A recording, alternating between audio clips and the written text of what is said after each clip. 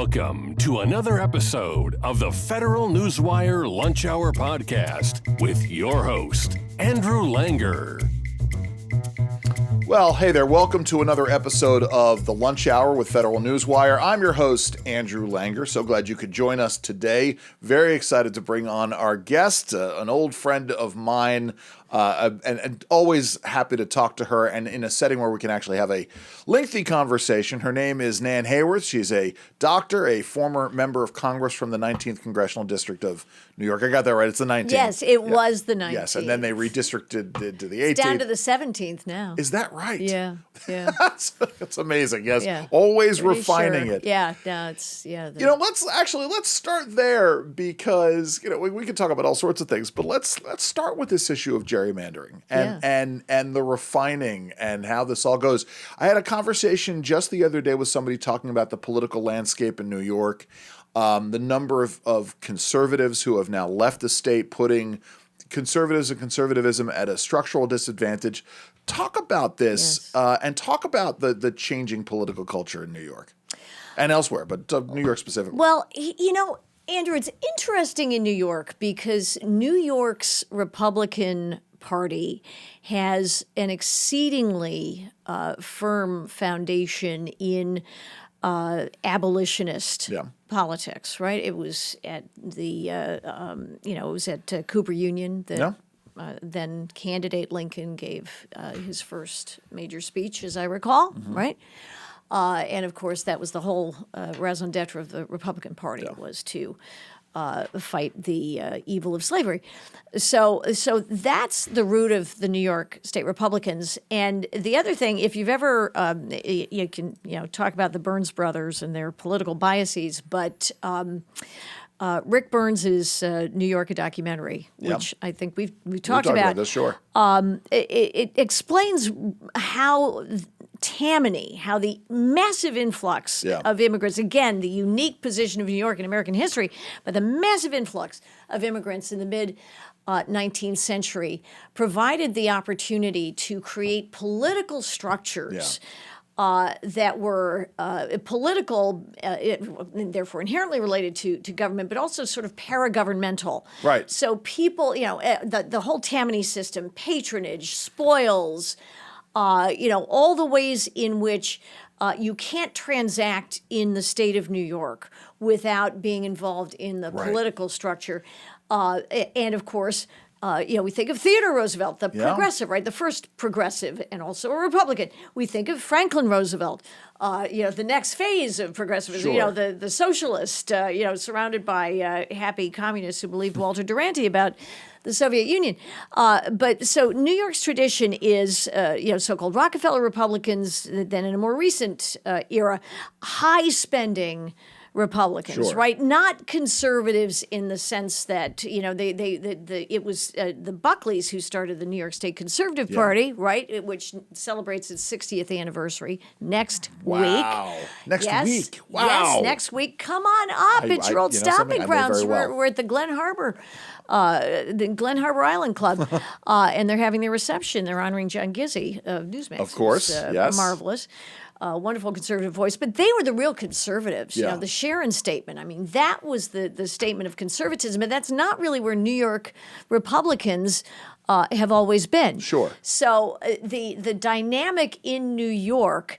When we talked about the Tea Party, right? I ran in 2010, the Tea Party wave, and did prevail, did win, but it's a real challenge to be a genuine conservative in the state of New York. And so, genuinely conservative Republicans are not the ones who are certainly the most statewide, represented there. Right? I mean, if the state population in aggregate, and if 10% of the Republican voting bloc moves to Virginia, South Carolina, and Florida, that's it. So we're still stuck. We're still stuck with a very high spending state. That Republicans distinguish themselves by trying to provide nominal relief from the extraordinary burden of regulation in New York, and they do where they can. In this election cycle, Crime is, I think, becoming the Democrats' October surprise, as a friend of mine phrased it, and I think that's, apt right now. Sure. So I think New York Republicans do stand a chance of making further inroads. We did have some in the last election locally. Suffolk County, Nassau County. Long Island has elected some Republicans. There is still life in us, but yes, obviously New York's had an efflux of population for many reasons. But Andrew Cuomo said it was the weather. It's not the weather. It's the tax and regulatory burden. Listen, my parents moved out of Westchester, and I wouldn't even get into the tens of thousands of dollars that they immediately saved the day that they closed on their house. Don't even tell me. Yeah, I know, because it gives me a migraine. But on the other why hand, am I there? And I want to get into that sort of later on as we talk, because I want to talk about Upper Westchester County, Lower Putnam County, sort of where you live, and because it is a gorgeous place to be. We'll come back to that. It's funny you talk about Tammany. I always thought, for those of you who don't know, there is a highway comes outside of New York called the Major Deegan. Yes. And I always thought when I was a kid, I always assumed Major Deegan was some kind of Revolutionary War figure. Yes. No, actually out of Tammany Hall, and a crony, and was able to name a highway after himself, or have a highway named after him.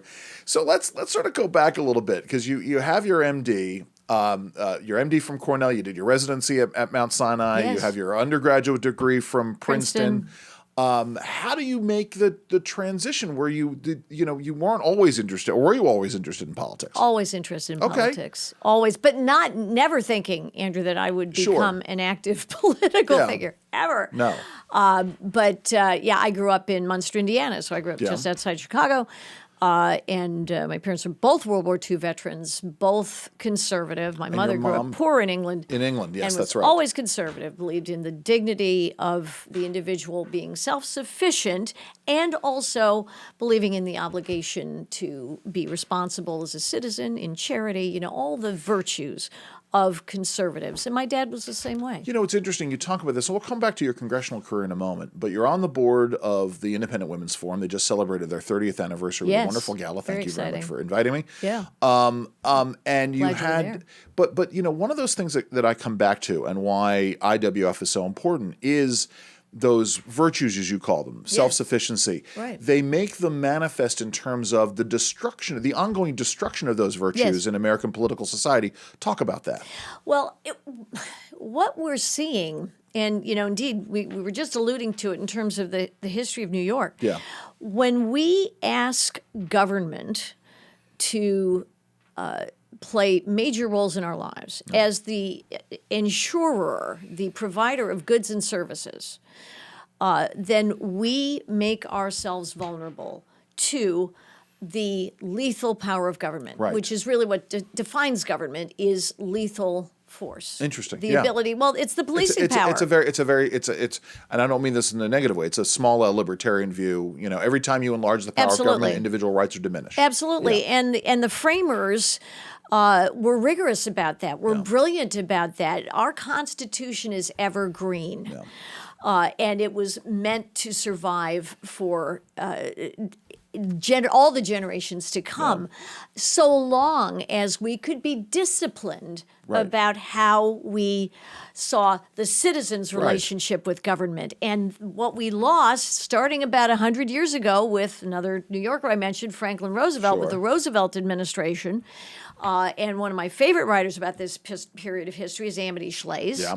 Whom I know you know well. Oh, yes. Love her. Oh, by the way, hold on. I'm going to offer this. The Forgotten Man, if you haven't read it, it's a great book. They also have it in graphic novel form for your kids, so I can't recommend that enough. I didn't know that, yes, and that's marvelous. Every school child, think of the difference. My father, just to harken back to my childhood for a second, the one book, other than the Bible, that my father asked me to read was Henry Hazlitt's Economics in One Lesson. Oh, it's great, yes. Which I read, again, a classic, evergreen. Sure.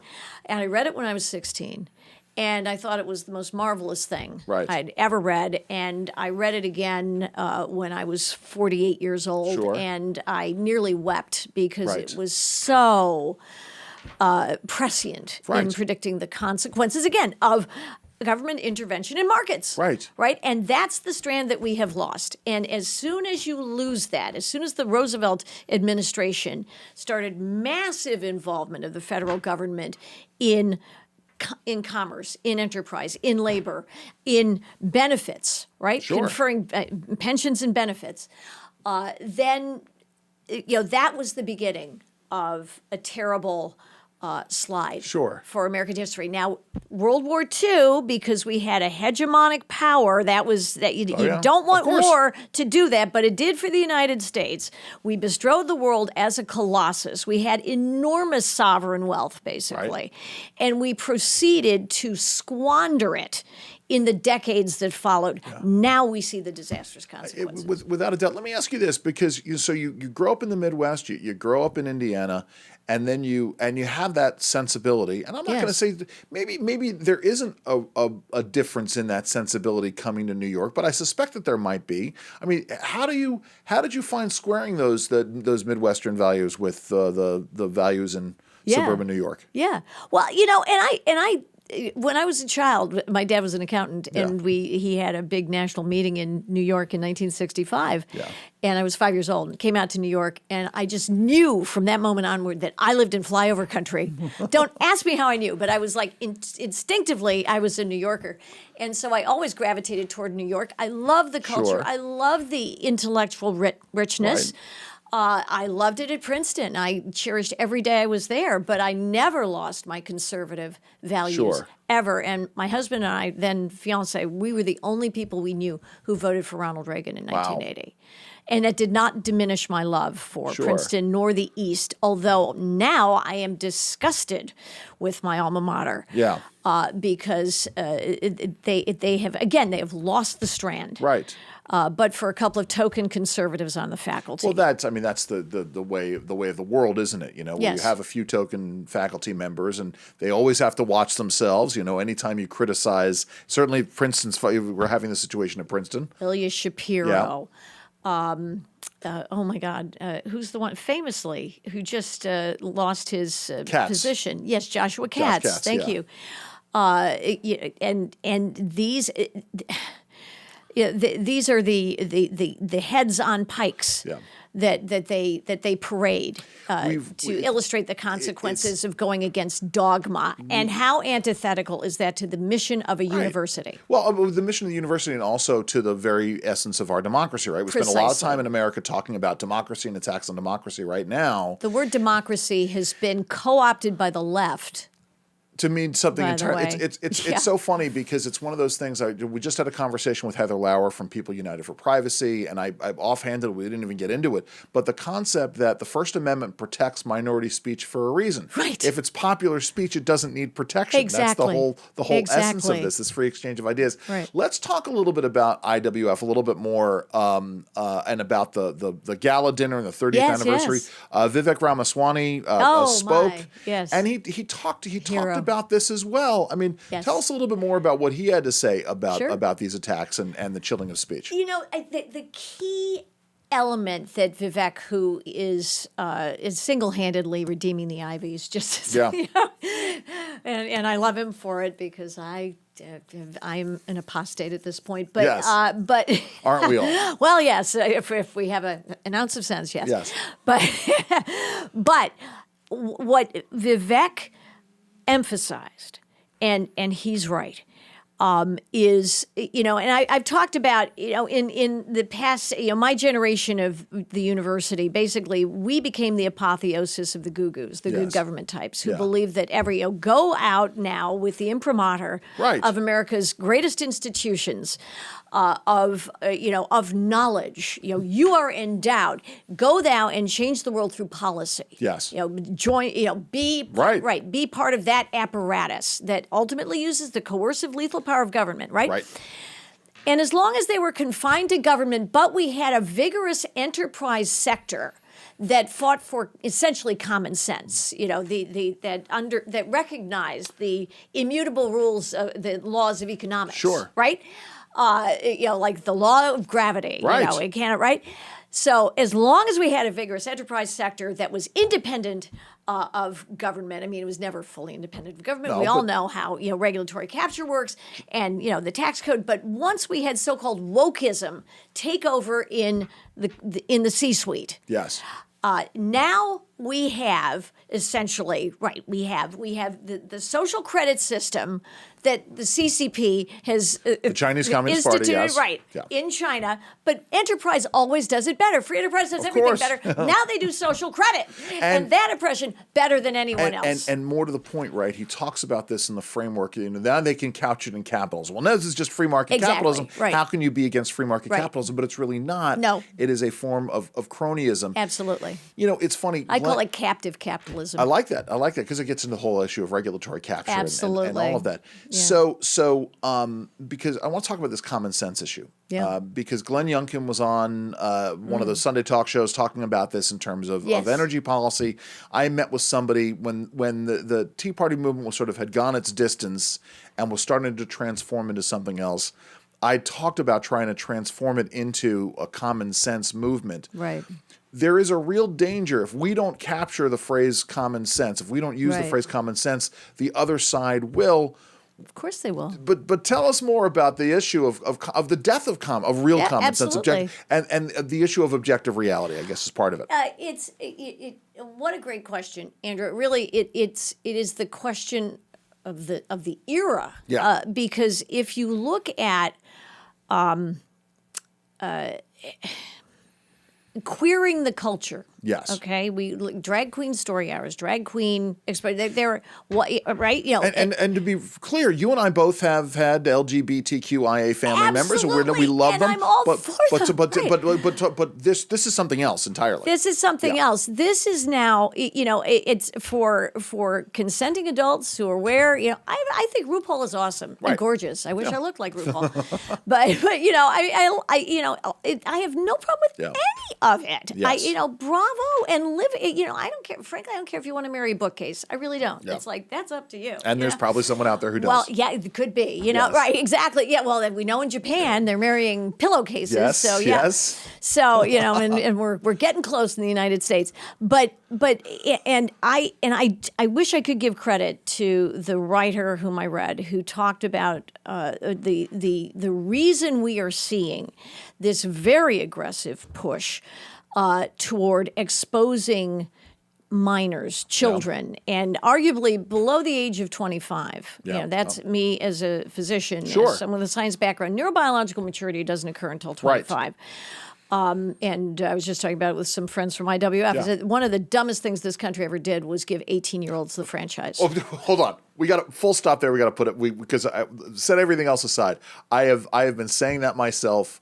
We need to, especially now that our military is all volunteer. Exactly. If we are Thank not you. drafting 18-year-olds, Right. 18-year-olds should, and Right. especially these crazy places where they want to lower the voting age to 16. And it's always the Yeah. left that wants to do That's right, that, of course right? they do. Because they want the malleable Right. minds. Yes. They want and death of common sense. Right. People who have not supported themselves, people who have not Right. generally paid net taxes, right? They want these minds, and they're going deeper and deeper and deeper into the lives of Yes. children to upend everything that is normative. Montgomery County, Maryland had Right. an increase of 500% the number Yes, of I saw that. self-identifying Right, non-binary. Right, Yeah, right. go And ahead. that's yeah. a social contagion. Yeah. That is not because that's, we in medicine we have Right. something called, a diagnostic, Yeah. a bias based on changing diagnostic criteria based on new Sure. information. That's not what this is. Yes. Discovery bias. This is a social contagion. Right. And it doesn't. There are when most parents intuitively feel that their children should have a normative experience. Now, you can vary on what the norms are. Yeah. But in the United States, generally speaking, we've been able to agree on a reasonable set of Right. norms. And frankly, the sorts of rules of the road that are covered in the Bill of Rights, Yes. for example, right? And in common law. Yeah. Right? There's a reason we call it common law. Of course. Right? It's related to common sense. My mother was English, so I really Yes. have a common law roots. But we are actively, we see an active effort to go against that. Right. And the reason is because that is the way, when you take away norms, when you take away values, then you can replace them with something else. And that's what they want to do. And this is what Vivek was talking about in his Absolutely. speech, which is this idea of if you no longer have objective reality, Exactly. you can replace it with whatever. Correct. And I commented to our friend Julie Gunlock. I said, "This is Orwellian. I mean, this is Yes, the it very is. definition This is of what Orwell Orwellian described. thought." I know. which is just crazy, and it gets back to Insane. anyway what Durante was talking about. But so let's talk about this then in the context of the. I was about to use a leftist term. I'm not. We're going to talk about in terms of gender.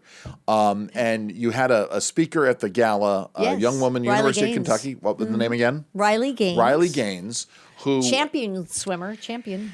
and she tells this story about beating Leah or tying with Leah Thomas, Right. From University of Pennsylvania, Yes, the boy who became which a is an girl. extraordinary accomplishment for Yeah. Riley Gaines. Absolutely. Because Leah Thomas still has the advantage of having developed from the womb under the influence of Right. testosterone. So they tie. Yes. They tie. Right. And they say to this young woman, they say, "We're going to give the trophy. We're going to mail you your trophy, but for the photo opportunity, we're going have to to give the give it to trophy to this other person." Right. And she advocated for herself. Yes. Thank goodness for that. What a strong young woman. Enormous and strength of kudos to her character. parents and for Absolutely. instilling that. And she's basically told, no, we're not going to do this. And all I could sit there and think about was, this is the ultimate expression in misogyny. I mean, Yes. this was discussed last night, the idea of, for part of why we had a feminist movement is because women were tired, not just tired. That's denigrating. No. Women Right. women were being told to stay in your place. And that was wrong. I mean, and so we've had a more than a generation, almost 2 generations, where women have been able to advocate for themselves. Oh, more. Okay, At least 3, All right? So, but we're talking about sort of the modern movement, Sure. and yet now we're back to a point where these women are being told to sit down and shut up, so that someone who was born a boy who now claims that they're a girl, how is this not an expression of the ultimate misogyny? Arguably it Yeah. is. Arguably it is. Gosh, there's I know so it's a much. lot- it's a lot there, I know. But there's so much to say about it. Well, yeah, And those who and why do people say that? Because they say, wonderful. So women have fought for, just as you said, for the right to participate fully yes, in society, right.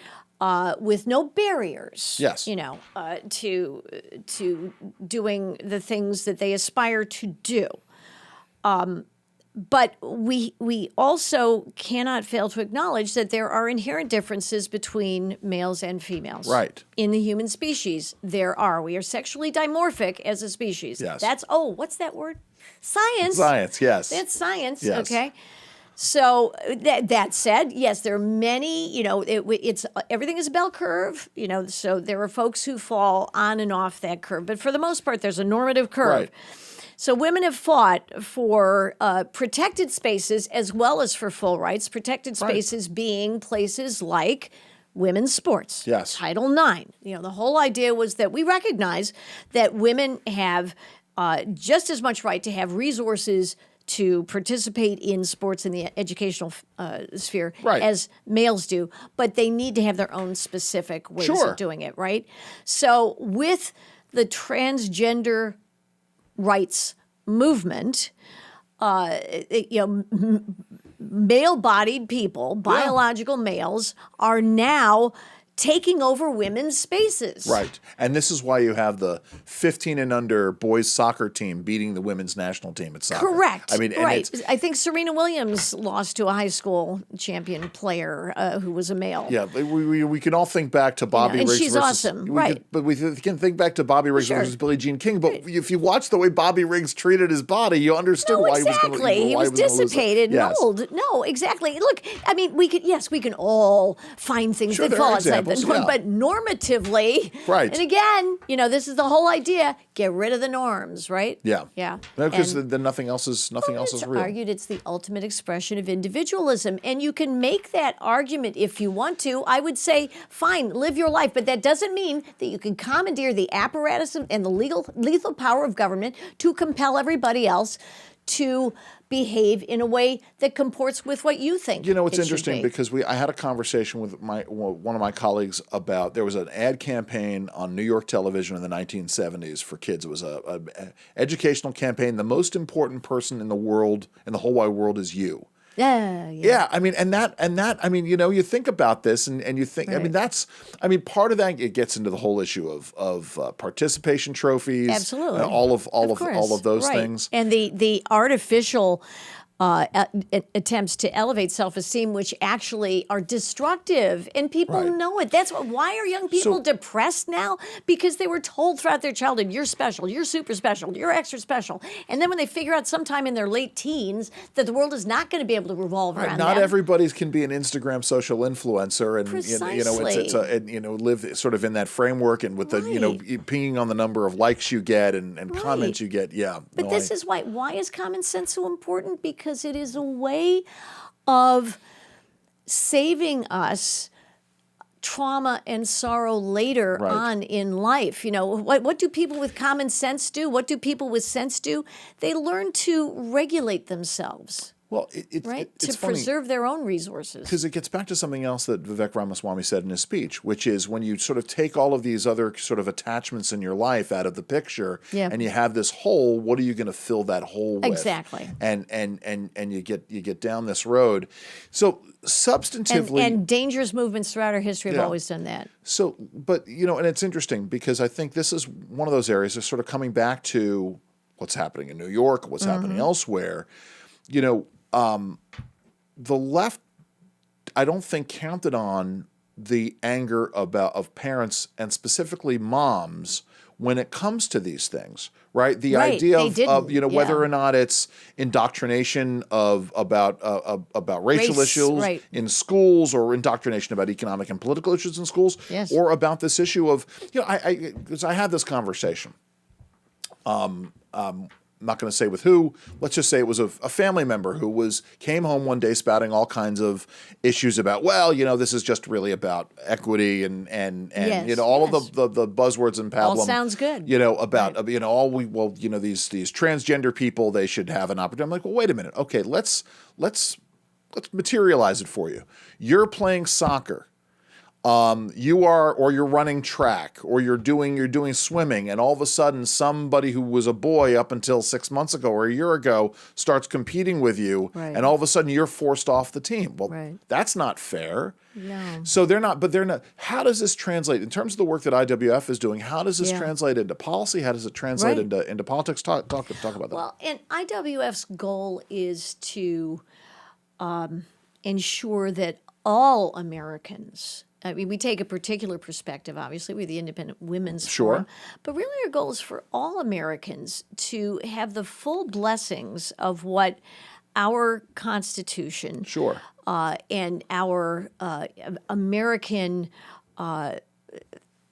normative values, if you will, offer everyone. I mean, we have the ideals of a founding enshrined in the Constitution, the most humane and liberating document of government ever in history. And now we see we see injustices and inequities in many ways. We try to shine a light on issues that we know are very important and resonate indeed, yes, among American women, in American communities. And in the case of this issue of where we draw the line on transgender participation in women's spaces, Sure. we endeavor to show how this actually is not, even though it may nominally sound as though it's being fair Yeah. and being just, how it's No. actually not, Right. unfortunately. And we have a distinct position to be able to do that. It's amazing to me that the NCAA, which has spent so many years sort of talking about fairness and issues here, they haven't just decided to say, okay, we're going to create a whole new category for transgendered sports. It's just which would make sense. Have an open category, right? That's exactly. And whoever wants to compete in it can compete which in it. creates, frankly, its own issues depending on the sport. Swimming, not, but contact sports. Sure. If you sanction the interaction of male-bodied people with female-bodied people in contact sports. Look at wrestling. I mean, it's just like... Oh, yeah. Well, listen, I remember Andy Kaufman made a huge joke about that, sort of mocking that. I watched recently a high school... I'm trying to think. I watched a high school team at a place that had formerly been an all-women's high school. Yeah. Now coeducational, men playing field hockey against an all women's field hockey team, and you can sort of see where that goes. I mean, it was amazing biology to me. It's science. It's not a matter of bias against someone. Speaking of which, I want to get into that. We talk about science, and as I've been fond of saying, I was fond of saying this with the Supreme Court. Precedent works until it doesn't. For the left, in terms of science, the science works until the science doesn't. Absolutely. Right? And then, you have this situation. I don't know if you're following this at the University of Minnesota Medical School. Yes. Oh, yes. So let's Yes. talk about this. I said they should be decertified. Well, okay. I want to. So for folks who don't know, the University of Minnesota, they are now making their incoming first-year med students sign an oath, pledge, where among other things, they're going to accept Native American. They're going to honor. Right. Yeah. Honor. Talk about that. I mean, this is, as someone said out. I just can't wait till someone suggests that they start burning sage to cure cancer. Oh yeah. Well, that's where this literally tends to lead. It's one thing. And I please explain. Yeah. Well, absolutely. My medical training was at Cornell, now Weill Cornell Medicine, in the early 1980s, and we were trained in what today would be considered, traditional. Western, I mean, not traditional, but Western medicine. Yes. I want to take the word tradition out of it, but Western medicine. A science-based approach to medicine. Well, exactly. Allopathic medicine. Yes.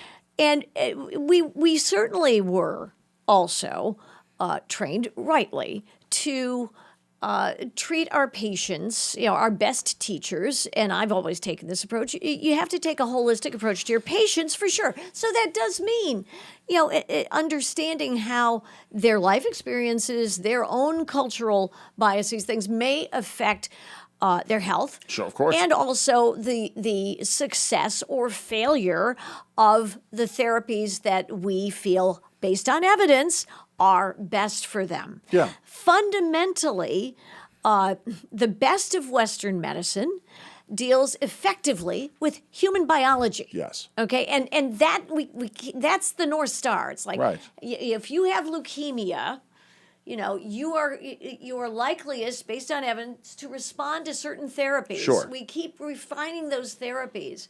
Most of them have nothing to do with so-called what they're, folkway medicine. Yeah. I mean, yes, you can, get into your patient's headspace that way, but it's not going to be, that's not the way you're going to cure them. Right. You're going to cure them by attacking their malignant cell process.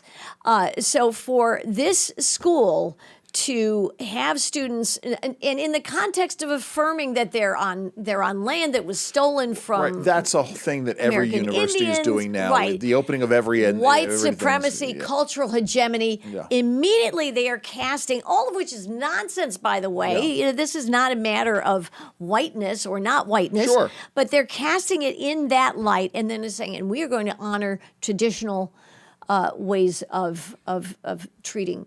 Of administering medicine. Right. And it's like, no, you should honor Western ways of administering medicine with a cultural sensitivity for the sake of your patients. Let's talk about this in the context of the crisis we have in healthcare right now. And you and I are both on the same page of this because well, you know it well. Yeah, Nan and I have talked about this issue of we don't have a health insurance crisis. We have a crisis in the number of providers, whether or not it's Oh, and actually, I want to go down this road too. And government intervention in health insurance, which is wrong. Yes, let me ask you this, because I don't think I've ever asked you this before. Now that I have time, there's been this movement on the part, and I believe we need to be creating more doctors. We need to be creating more nurses. Right. We need to be creating more physicians assistants. Yes. What do you make of the physicians assistants lobby now claiming that they want to be called assistant physicians? That bothers me, or associate physicians.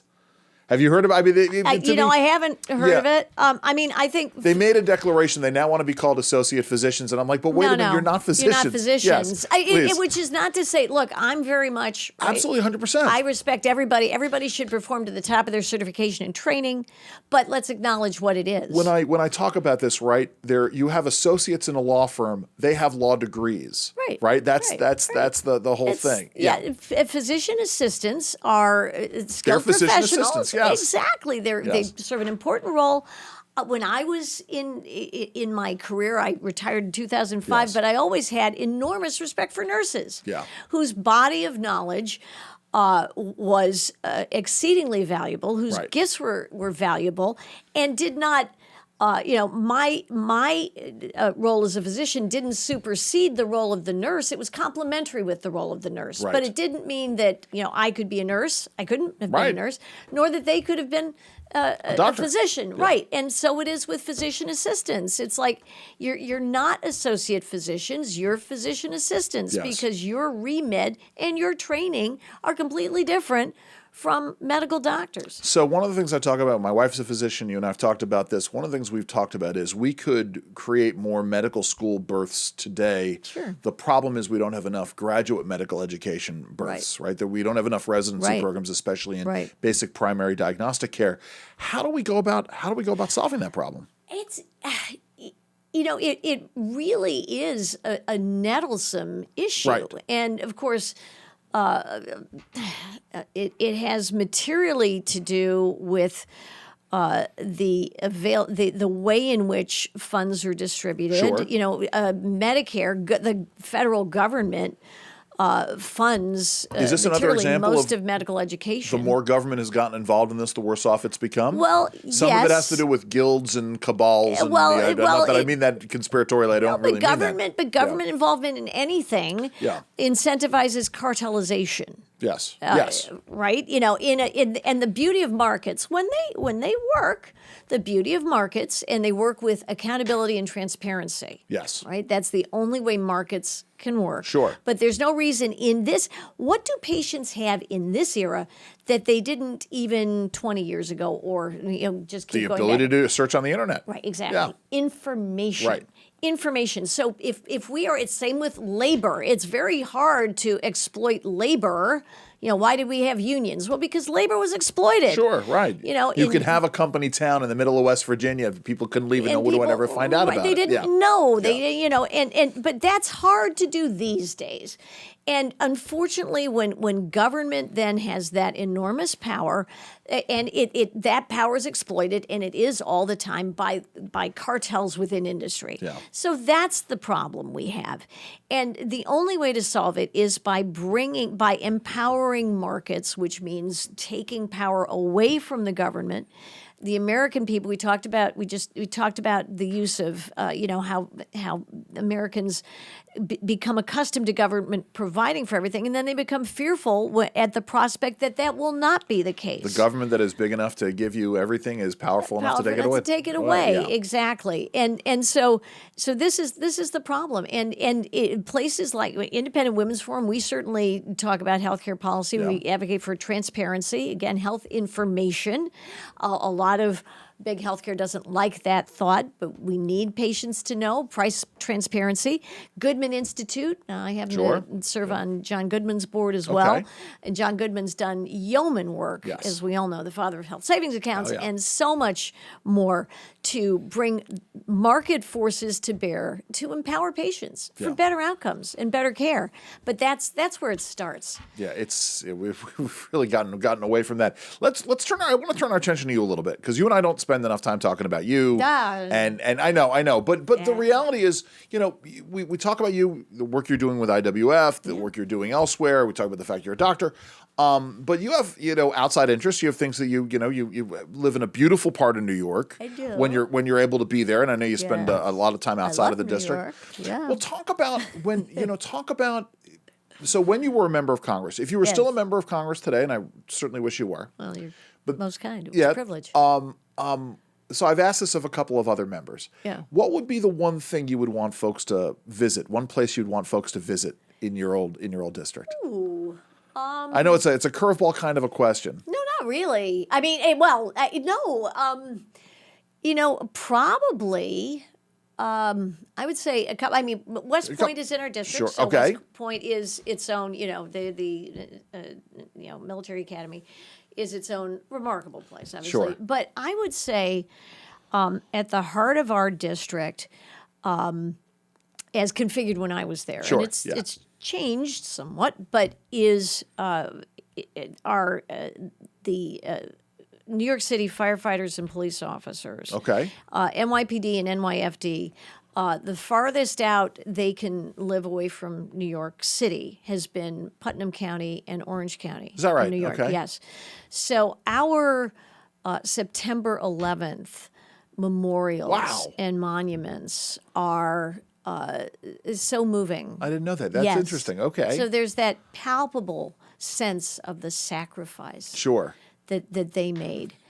And I have so much respect Yeah. for those men and women and their families who obviously, they're active NYPD, they're active NYFD, or retired from that. And I think that really is the emotional heart of our district in a lot of ways. So, I've asked a couple of other members this.